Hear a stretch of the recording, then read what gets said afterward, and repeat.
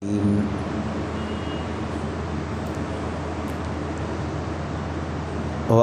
الصَّلَاةَ وَآتُوا الزَّكَاةَ وَأَقْرِضُوا اللَّهَ قَرْضًا حَسَنًا وَمَا تُقَدِّمُوا لِأَنفُسِكُم مِّنْ خَيْرٍ تَجِدُوهُ عِندَ اللَّهِ هُوَ خَيْرًا وَأَعْظَمَ أَجْرًا وَاسْتَغْفِرُوا اللَّهَ إِنَّ اللَّهَ غَفُورٌ رحیم۔ نماز قائم کرو اور زکوٰۃ ادا کرو اور اللہ تبارک و تعالی کو قرض دو، اچھا قرض۔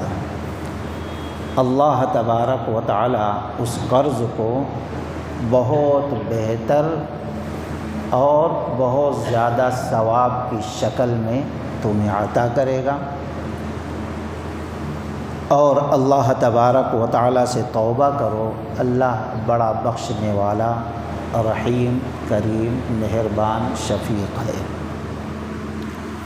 دوستو، اسلام کے 5 ستون ہیں، اور 5 ستون میں سے ترتیب وار اللہ نے گنایا ہے۔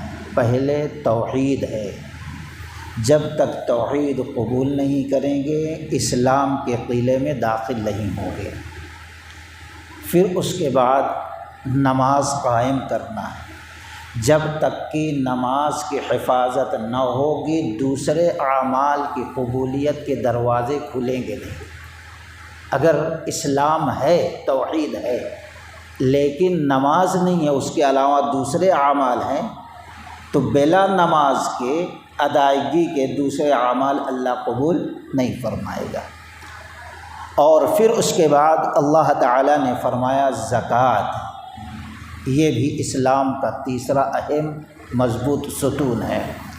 زکوٰۃ اب اہل توحید اور نماز پڑھنے والے میں جو کمزور، لاچار، مجبور، محتاج، مسکین، پریشان، حیران ہیں، زکوٰۃ کے ذریعے سے ان کی پریشانی کو دور کیا جائے اور ان کو معاشرہ کے اندر، سوسائٹی کے اندر مضبوط بنایا جائے۔ پھر اللہ تبارک و تعالیٰ نے روزے اور حج کا ذکر کیا ہے۔ خیر، اب اگر کوئی شخص خرچ کرتا ہے تو رب نے فرمایا یہ اللہ کو اچھا قرض ہے۔ وَمَا تُقَدِّمُوا لِأَنفُسِكُمْ، اور جو کچھ ہم اپنے لیے بھیج رہے ہیں اللہ کے پاس بہتر سے بہتر پائیں گے۔ تو ہمیں غور یہ کرنا ہے کہ زکوٰۃ، یہ یہاں جو قرض کا لفظ ہے وہ نفلی صدقہ کے لیے بھی ہے، اور جو فرض ہے ہمارے اوپر صدقہ زکوٰۃ اس کے لیے بھی ہے۔ اب اگر ہم زکوٰۃ یا صدقہ ادا کرتے ہیں صحیح معنوں میں اپنے حلال کمائی سے، تو ایک تو اللہ تبارک و تعالی اس مال کا محافظ بن جاتا ہے، اور دوسرے اللہ تعالی اس مال کے اندر برکت عطا کرتا ہے، تیسرے بہت ساری پریشانیوں سے اللہ تعالی ہمیں محفوظ رکھتا ہے، چوتھے گویا ہم نے اپنے اسلام کی بنیاد کو باقی رکھا اور محفوظ رکھا۔ اس طریقے سے بہت سارے فوائد ہیں۔ امام مسلم رحمۃ اللہ علیہ مسلم شریف کے اندر نقل کرتے ہیں، راوی حافظ الحدیث ابو ہریرہ رضی اللہ تعالی عنہ ہیں، وہ کہتے ہیں کہ ان النبی صلی اللہ علیہ وسلم قال رجل بین بفلات ان السمع،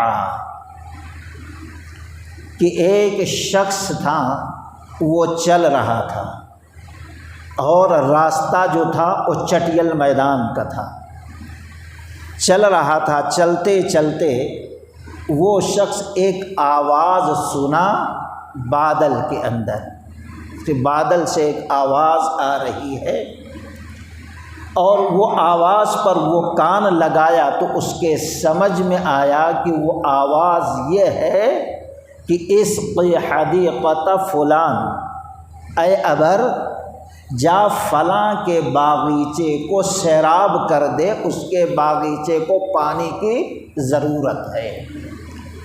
اب دیکھ رہا وہ ابر جب چل رہا ہے تو اس کے پیچھے پیچھے شخص چلنے لگا، اور ایک پتھر پر وہاں پر وہ پانی دیکھتا ہے، ابر گرا رہا، بارش ہونا شروع ہوئی اس پہاڑ پر، اور وہ پورا پانی دیکھتا سمیٹ کر ایک نالی میں آتا ہے اور نالی سے سیدھا بہہ رہا ہے۔ اب اس شخص کو بڑا تعجب ہوا اور اس پانی کے پیچھے پیچھے چل رہا ہے، دیکھا وہ پانی نالی کا ایک باغیچے میں جا رہا ہے، باغیچے میں ایک شخص ہے، فاوڑا لے کر پانی کو ادھر ادھر پورے کھیت میں باغیچے میں پہنچانے کی کوشش کر رہا ہے۔ اس شخص کے پاس پہنچا اور پوچھا تمہارا نام کیا ہے؟ اس نے اپنا نام بتایا۔ پھر باغیچے والے نے پوچھا بھائی آخر آپ نے میرا نام پوچھا کیوں؟ تو اس نے پورا واقعہ ذکر کیا، میں راستے میں جا رہا تھا، ابر سے آواز آئی کہ فلاں کے باغیچے کو پانی سے سیراب کر، تو جو نام آپ نے اپنا بتایا وہی نام ہم نے اس بادل میں سنا تھا۔ پھر یہ پوچھتا ہے مسافر یہ بتاؤ اس باغیچے میں تم کیسے خرچ کرتے ہو؟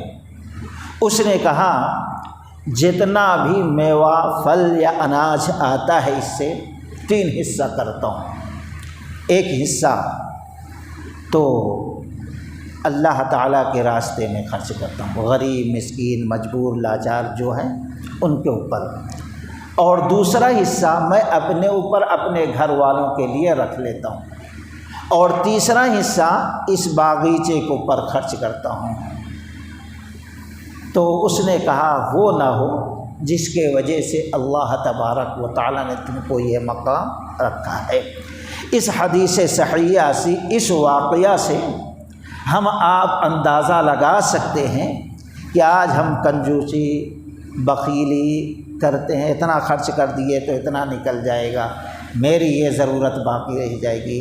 جو لوگ بخیلی کرتے ہیں اللہ کی رحمت سے دور ہو جاتے ہیں، ان کے مال کی حفاظت نہیں ہوتی۔ اس لیے کبھی ہم دیکھتے ہیں کبھی کسی کے دکان میں آگ لگ گئی، کبھی کسی گراہک نے ڈبا دیا، کبھی فلاں جگہ لاش ہو گیا، یا حرام چیزوں میں وہ خرچ کر دیتا ہے، یعنی وہ چیز اب اس کے کام میں نہیں رہتی جو اللہ کے راستے میں خرچ کرنے سے روک لیا۔